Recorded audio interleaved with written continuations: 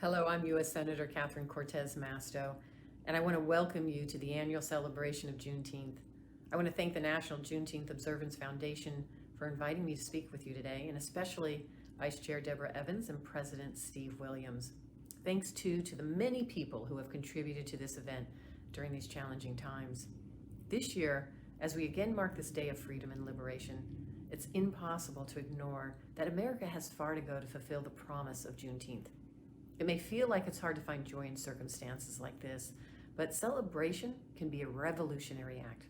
The men and women who celebrated the first Juneteenth in the heat of that Galveston summer knew that the future held countless obstacles, yet they remained hopeful. Their rejoicing shows us that. So I am glad you are here today.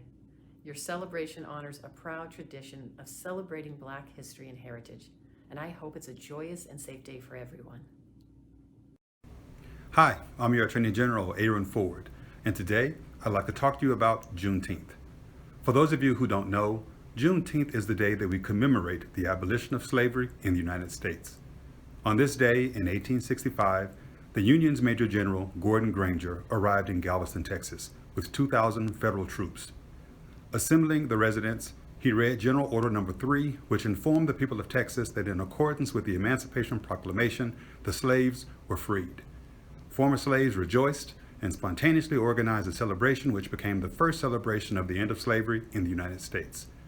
Since that time, Juneteenth has become an important annual tradition in many parts of our country. But as we celebrate Juneteenth, we need to remember that while the Emancipation Proclamation and the victory of the Union in the Civil War marked the end of the institution of slavery, the struggle for true freedom and for equality was only at its beginning. Today, in 2020, African Americans are still discriminated against, attacked, and even killed because of the color of their skin. Given the recent deaths and mistreatments of African Americans, the importance of Juneteenth cannot be understated. As the first African American to take statewide constitutional office here in Nevada, today holds a special meaning for me. Whether today is an occasion to celebrate our ancestors and heritage, or just one to reflect on the African American history and the role we can and do play, I leave you all with these words from Dr. Martin Luther King, Jr. Injustice anywhere is a threat to justice everywhere. And under my administration, at the Office of Attorney General, our job is justice. I hope you have a thoughtful and memorable Juneteenth. Hello, everybody.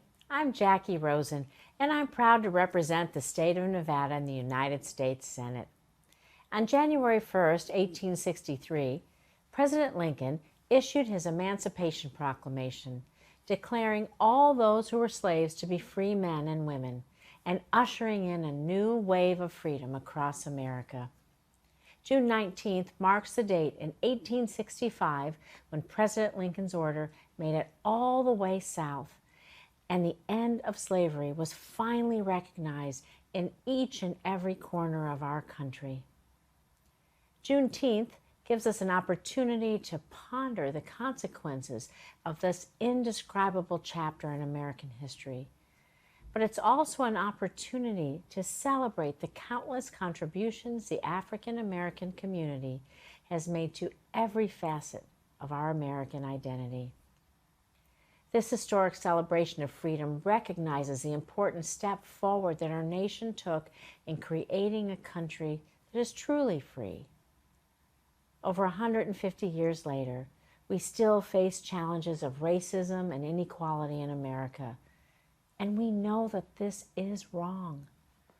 I pledge to continue to fight for basic human dignity wherever it is lacking, because justice and equality are always worth fighting for.